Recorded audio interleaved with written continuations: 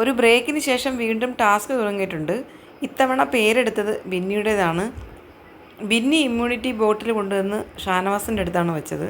Immunity ബോട്ടിൽ കണ്ടതിന് ശേഷം ഷാനവാസ് ചോദിക്കുന്നുണ്ട്, ആഹാ ഇതെങ്ങനെ ഇവിടെ എത്തി, ആരാണ് ബോട്ടിൽ വെച്ചതെന്നുള്ള ഇത് ചെക്ക് ചെയ്യാനായിട്ട് ഷാനവാസ് ഓരോരുത്തരുടെ അടുത്തും വരികയാണ്. കുറച്ച് നേരം നൂറിൻ്റെ അടുത്ത് വന്ന് നിന്ന് അക്ബറിൻ്റെ അടുത്ത് വന്ന് തുറച്ച് നോക്കി കുറച്ച് നേരം നിന്നു.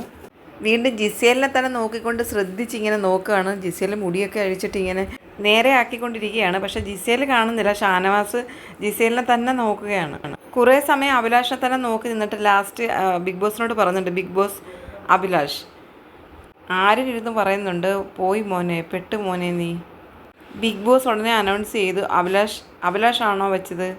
അപ്പോൾ അഭിലാഷ് പറയുന്നുണ്ട്, no sir, sorry big boss. Shanavas പുറത്തേക്ക് പോകാമെന്ന് ബിഗ് ബോസ് പറയുന്നുണ്ട്. അഭിലാഷ് ഷാനവാസിനെ വിളിച്ചിട്ട് പറയാണ്, ഷാനവാസൊക്കെ നിങ്ങൾ ഇനിയും എന്നെ മനസ്സിലാക്കാനുണ്ട്.